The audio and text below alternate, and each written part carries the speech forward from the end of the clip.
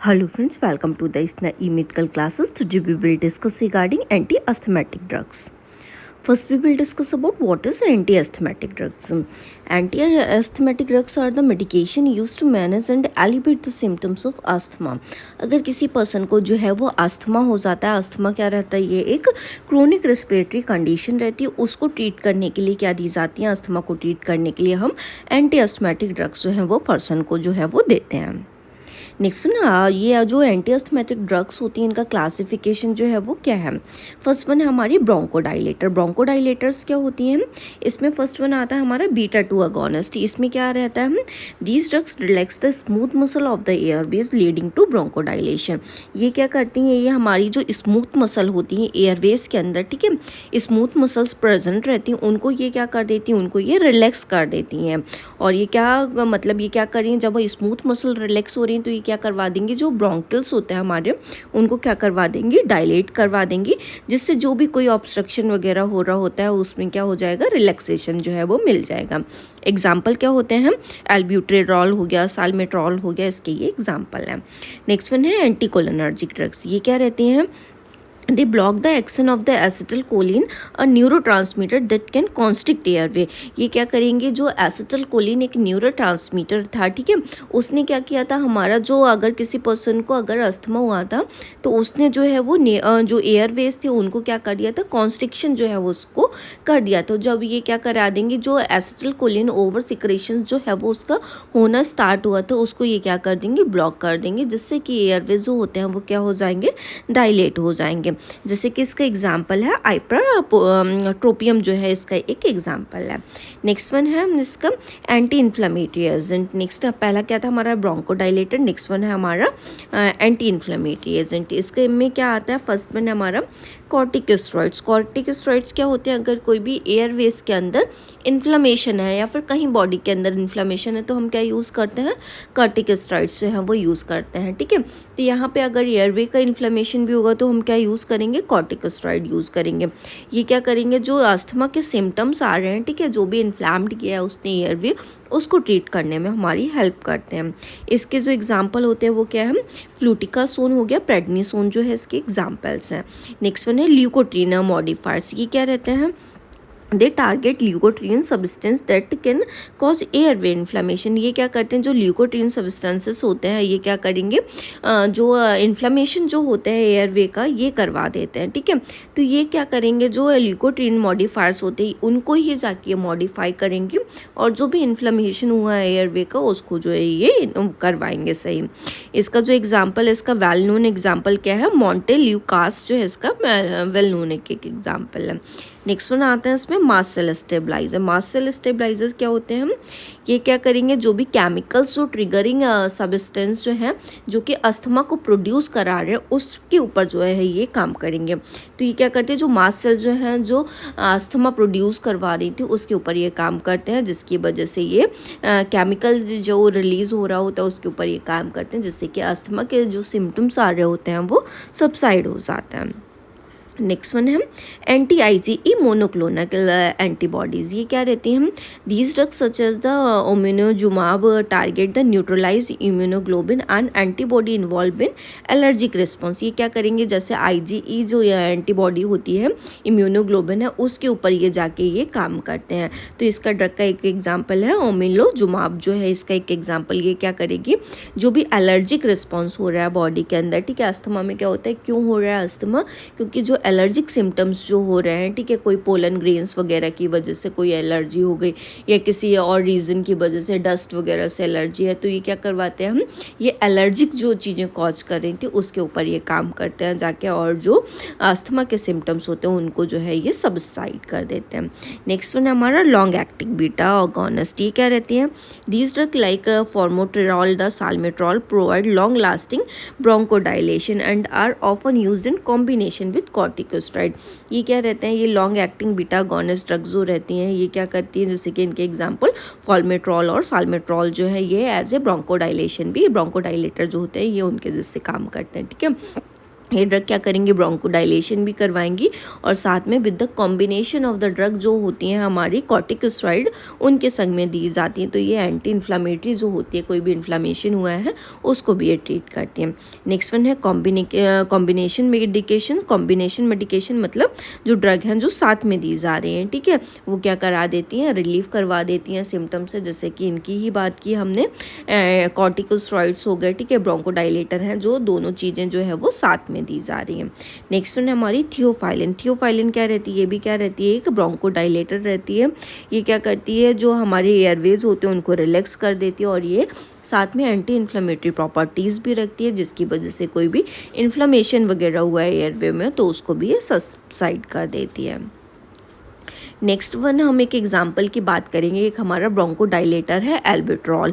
एल्बेट्रॉल क्या होता है, इसका जो कंपोजिशन रहता है ये क्या रहता है, इसमें एल्बेट्रॉल एज ए एक्टिव इंग्रेडिएंट जो है वो प्रेजेंट रहता है। इसको हम सालब्यूटामॉल के नेम से भी जानते हैं। कॉमनली अगर ये बोला जाता है तो सालब्यूटामॉल जो है उस नाम से हम जानते हैं। इसका जो है ये बहुत सारे वेरियस फॉर्म में अवेलेबल रहता है, जैसे कि इन्हेलर्स में मिलेगा, न्यूबलाइजर सॉल्यूशंस में मिलता है, टैबलेट के फॉर्म में भी मिलता है। इसका जो एक्शन रहता है वो क्या रहता है, ये एज ए बीटा 2 एगोनिस्ट जो है ये एज ए ब्रोंकोडाइलेटर जो है ये काम करता है।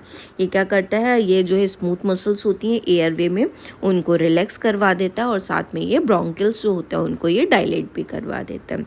It provide rapid relief on acute bronchoconstriction in asthma and other respiratory condition.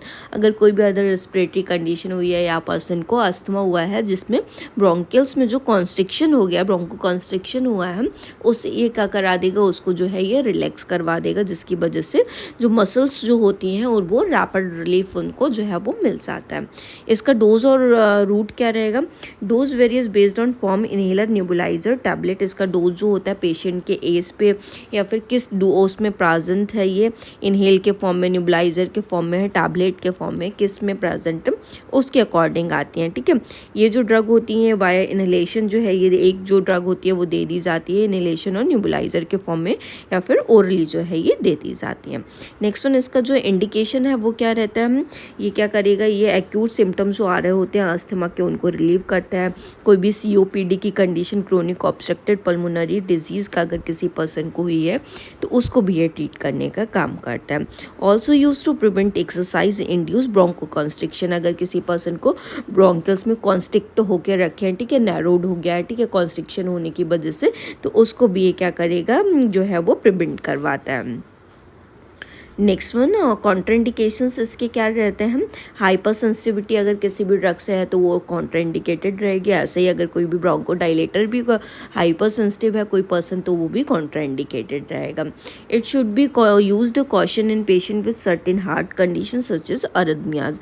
अगर किसी पर्सन को अरिदमियाज की कंडीशन या हार्ट कंडीशन है तो ये विद द प्रिकॉशंस जो है ये यूज़ करने हैं और ये क्या करना है, ये मोस्ट प्रोबेबली तो क्या रहते हैं, कॉन्ट्राइंडिकेटेड रहते हैं और इनकेस देने पड़ रहे हैं तो विद द जो है वो precautionary major health care provider जो क्या बता रहा है उसके अकॉर्डिंग यूज़ करना है। ड्रग इंट्रैक्शन क्या रहता है, may interact with other symptomatic drugs and the increase risk of side effect. ये क्या करती है, अदर जो ऐसे सिम्टम्स देती हैं जो ड्रग्स उनके संग में ये क्या कर सकती है, इंट्रैक्ट कर सकती है और साथ में पोटेंशियल साइड इफेक्ट जो है ये कॉज कर सकती है। Concurrent use with non selected beta blocker should be avoided. ऐसी जो ड्रग है जैसे ये क्या रहती है, सिम्टोमेटिक एक ड्रग रहती है जो कि नॉन सिलेक्टिव बीटा ब्लॉकर्स है। ये ड्रग जो है अगर ये इसके संग में दी तो ये बहुत सारे साइड इफेक्ट जो है वो कॉज कर सकती है। तो ये ड्रग जो है, ऐसी ड्रग्स जो है उसके संग में ये अवॉइड करना चाहिए इस ड्रग को देना। अगर दे रहे हैं तो ये with the health care provider जो है विद द प्रिस्क्रिप्शन, अगर उसको पूरी हिस्ट्री पता होनी चाहिए क्या ड्रग उसको चल रही है तभी ये ड्रग जो है वो दी जाती है। नेक्स्ट वन साइड इफेक्ट्स इसके क्या रहते हैं, ये जो है साइड इफेक्ट्स में कॉमन जो है ये ट्रिमर्स करवा सकता है, पर्सन के हाथ वगैरह एकदम से सिवरिंग लाइक मूवमेंट जो है वो होने लगता है, पाल्पिटेशन एकदम जर्किंग मूवमेंट्स जैसे जो प्रेजेंट रहेंगे बॉडी में, हेडेक करवा देगा, सिर दर्द होगा उसका और उसकी हार्ट रेट वगैरह जो है वो भी इंक्रीज हो सकती है। एडवर्स इफेक्ट्स क्या रहते हैं? Less common adverse effect can include अरिथमियाज, paradoxical bronchospasm and allergic reaction. इसमें जो लेस कॉमनली एडवर्स इफेक्ट जो देखने के लिए मिलते हैं उसमें अरिथमिया, मतलब अरिथमिया में क्या हो जाएगा, जो रिदमिक पल्सेशन हो जाता है वो क्या हो जाता है, बहुत एक्सेस में हाई हो जाता है, ठीक है। इरेगुलर जो है वो रिदम देखने के लिए मिलती है, जिसमें जैसे कि वेंट्रिकुलर फिब्रिलेशंस वगैरह जो ऐसी कंडीशन जो है वो देखने को मिल जाती है। पैराडॉक्सिकल ब्रोंकोस्पाज्म, इसमें जो है पैराडॉक्सिकल जो है वो ब्रोंकियल का स्पाज्म जो है वो प्रेजेंट रहेगा, और साथ में एलर्जिक रिएक्शंस भी देखने के लिए मिल सकते हैं। नेक्स्ट वन क्या है? टॉक्सिसिटी। अगर ये जो है ये ड्रग इसका ओवर यूज़ और ओवरडोज जो है यूज़ की गई तो ये ट्रिमर्स जैसे सिम्टम्स, चेस्ट पेन, इवन जो है ये लाइफ थ्रेटनिंग कंडीशंस जो है, जैसे पर्सन की डेथ भी अगर बहुत ज़्यादा ओवरडोज इसका कर दिया, बहुत ज़्यादा ब्रोंकियल्स जो हैं वो डायलेट हो गए तो इवन पर्सन की डेथ भी हो सकती है। Next one, role of nurse क्या है इसमें? जो अगर ब्रोंकोडाइलेटर जैसे साल्ब्यूटामॉल को इनहेल करवा रहे हैं तो नर्स क्या करेगी, उसमें जो भी उसका डोज प्रिस्क्राइब है उसके अकॉर्डिंग डोज देनी है, कौन से रूट से जो है वो देना है, ये सारी चीज़ें डिसाइड कर लेना है और उसको सही तरीके से जो है वो एडमिनिस्टर करना है। पोटेंशियली उसका वाइटल साइंस उसको देखना है, किस उसमें डीज आ रही है, क्या हार्ट रेट आ रही है, हार्ट रेट जो है वो विद उसको प्रिकॉशंस देखनी है, और उसके साथ में रेस्पिरेशन भी जो है वो देखना है, specially heart rate and respiratory rate. उसका जो है स्पेशली जो है किस पे देखना है, फोकस्ड हार्ट रेट और रेस्पिरेटरी रेट पे नर्स को जो है वो फोकस रखना है। Educate the patient on proper inhaler और द नेबुलाइजर टेक्निक। पेशेंट को ये भी बताना है साथ में कि जब वो नेबुलाइजर या फिर इनहेलर जो यूज़ कर रहा है वो कैसे करके यूज़ किया जाना है, ठीक है, कैसे करके उसको लगाना है और कैसे करके उसको पंप्स जो हैं वो लेने हैं। Next one, assess for any adverse reaction और साइड इफेक्ट। अगर कोई भी इसका ड्रग का साइड इफेक्ट देखने के लिए मिल रहा है, एडवर्स रिएक्शन देखने के लिए मिल रहा है, ठीक है, तो उसको भी मॉनिटर करते रहना, नोटिस करते रहना, और अगर कोई भी ऐसा देखने के लिए मिल रहा है तुरंत जो भी इसको प्रिस्क्राइब किया था डोज उसको जाके इन्फॉर्म करना, जो भी हेल्थ केयर प्रोवाइडर था। Be prepare to initiate emergency procedure if severe adverse effect और एनाफाइलेक्सिस अकर। नर्स जो है उसको प्रिपेयर भी रहना अगर कोई भी सीवियर रिएक्शन देखने के लिए मिलता है, ठीक है, कोई भी इमरजेंसी जो है वो देखने के लिए मिलती है तो उसके लिए उसको बिल्कुल प्रिपेयर रहना है, और पूरा अगर कोई भी जैसे एलर्जिक शॉक जैसे एनाफाइलेक्टिक शॉक उसको देखने के लिए मिल रहा है एडवर्स इफेक्ट, तो जो भी इमरजेंसी प्रोसीजर करना है उसके लिए उसको प्रिपेयर रहना होता है। Provide patient education on the importance of the adherence to the prescribed regimen। उसको जो है वो रिगार्डिंग द एजुकेशन प्रोवाइड करनी है, जो भी उसको डोज प्रिस्क्राइब की गई है, किस रूट से प्रिस्क्राइब की गई है, कैसे करके लेनी है, क्या जो है वो साइड इफ़ेक्ट्स उसके पोटेंशियल कॉज कर सकते हैं, क्या प्रिवेंटिव मेजर्स लेने हैं उसको, क्या डोज फॉलो कर सकते हैं, क्या चीज़ें नहीं उसको करनी है, तो ये सारे चीज़ों के रिगार्डिंग जो है वो नर्स को एजुकेशन भी पेशेंट को जो है वो प्रोवाइड करनी है।